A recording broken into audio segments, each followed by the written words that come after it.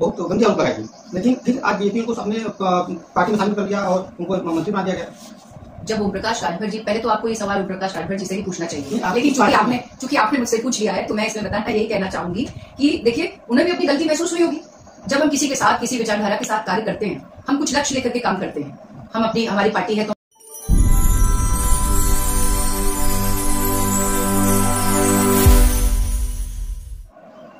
नमस्कार, मैं सोनी सिंह। आज मैं मौजूद हूँ वाराणसी में। वाराणसी में जो मेरे साथ मैम है, इनका कोई परिचय का मोहताज तो नहीं है, लेकिन फिर मैं बता रहा हूँ कि इनका नाम शालिनी यादव है। इन्होंने अभी हाल में ही बीजेपी ज्वाइन किया हुआ है। पहले मैम चुनाव भी लड़ चुके हैं आप, लोकसभा का चुनाव भी आपने लड़ा है, तो मैम क्या ऐसा रीजन रहा है कि आपने सपा छोड़ के फिर भाजपा में ज्वाइन किया? देखिए, मैं 2017 से ही सक्रिय राजनीति में हूँ। मेयर का चुनाव लड़ा मैंने यहाँ से, बनारस से, और उसके बाद उसमें ऐतिहासिक प्रदर्शन रहा मेरा कांग्रेस पार्टी के लिए, जो हमेशा सपा से पीछे तृतीय स्थान पर रहती थी, तो पहली बार द्वितीय स्थान पर रही। और उस परफॉर्मेंस के आधार पर मुझे समाजवादी पार्टी से गठबंधन के तहत जो है, मुझे प्रधानमंत्री जी के साथ 2019 में लोकसभा का चुनाव लड़ने का अवसर मिला, और उसमें भी मैं द्वितीय स्थान पर रही, और 2 लाख वोट के साथ कि मैं अपनी जो है काशी क्षेत्र में ही मैं अपनी जनसेवा का कार्य कर रही हूँ।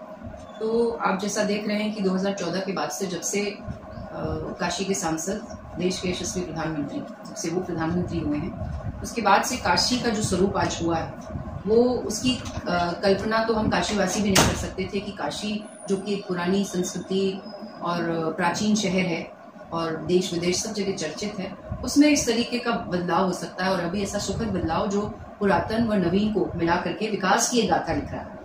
तो इन सब कार्यों से प्रभावित होकर के, और जो रही बात मेरे परिवार की जो राजनीति रही है, मेरे पिता ससुर स्वर्गीय श्यामलाल यादव जी, जो कि बनारस से ही 84 में लोकसभा सांसद थे, उपसभापति राज्यसभा, केंद्रीय मंत्री रहे, तो उनकी राजनीति यही थी कि जो अच्छे कार्य हों उसका समर्थन होना चाहिए, और उसी परंपरा को लेकर के मैं भी जनसेवा में चल रही हूँ।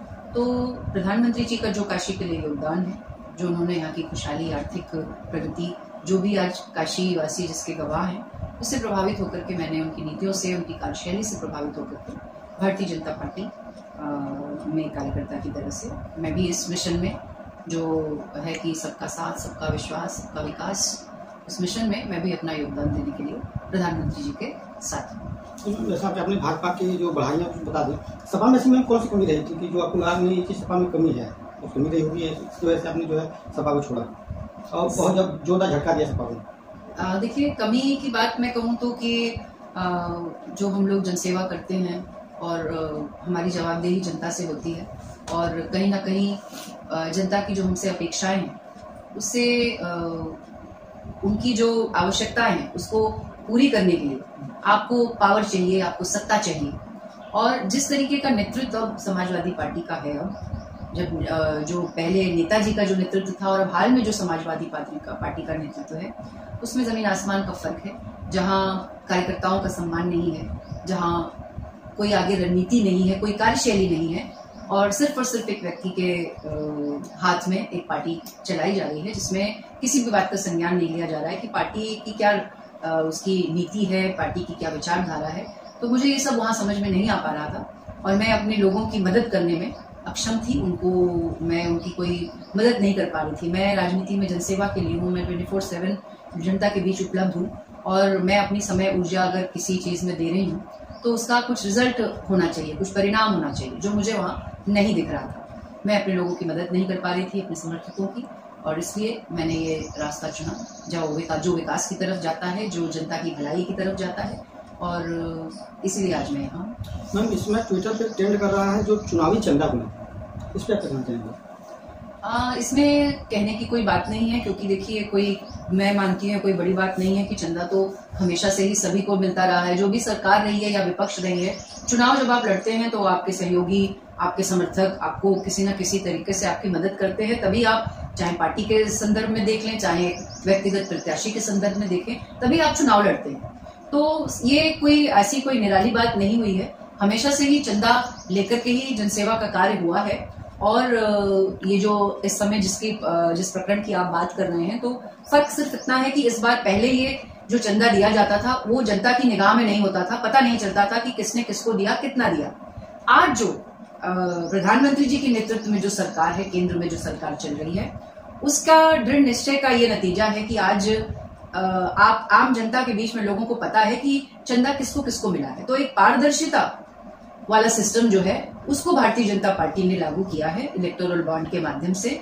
और आज आप देखिए कि आज आप सब लोग, आज बच्चा बच्चा जान रहा है कि ठीक है चुनाव लड़ने के लिए किस किस पार्टी को कितना चंदा मिला है। तो मुझे नहीं लगता कि इसमें कोई बहुत हाई तौबा बचाने की कोई आवश्यकता है, क्योंकि सभी को मिला है। आपने देखा कि उस लिस्ट में सभी का नाम है, तो सभी को मिला है कम बेसी। और जो सत्ता में होता है तो डेफिनेटली जो भी सत्ता में होगा उसको ज्यादा मिलेगा, क्योंकि लोगों के काम धाम होते हैं, उनसे अपने काम कराने होते हैं, और जो विकास की राह चलता है उसको सब लोग मदद करता है। तो मुझे लगता है कि ये इसी परिप्रेक्ष्य में इसको देखा जाना चाहिए।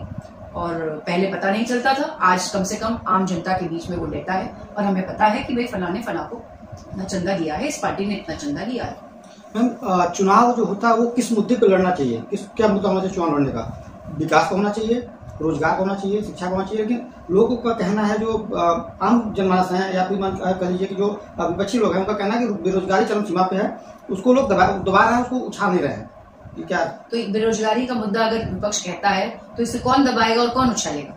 किसकी जिम्मेदारी है? क्यों नहीं आप सड़क पर उतर के इस बात को उठाते? अगर आपके मुद्दे में दम होगा तो आप क्या उठ करके सामने आके उसके लिए लड़ाई नहीं लड़ेंगे? जब दम ही नहीं है तो बस आप फेसबुक पर, ट्विटर पर अपनी बस बात कह करके जनता को बरगलाएंगे। जो भी, अगर मैं तो वही कह रही हूँ आपसे कि अगर मुद्दा क्या है, तो मुद्दा तो सिर्फ भारतीय जनता पार्टी के पास है। वो स्पष्ट है कि हमारी क्या रणनीति है, हम क्या करेंगे। शुरू से ही प्रधानमंत्री जी का नारा रहा है सबका साथ, सबका विश्वास, सबका विकास, और उसी लाइन पर चलते हुए आज है कि आप देखिए हर वर्ग, हर समाज, हर धर्म के लोग प्रधानमंत्री जी को उनकी लोकप्रियता में उनको पसंद करते हुए आज भारतीय जनता पार्टी में और प्रधानमंत्री जी की सरकार को जो है सब समर्थन दे रहे हैं, क्योंकि सभी को जोड़ा है उन्होंने।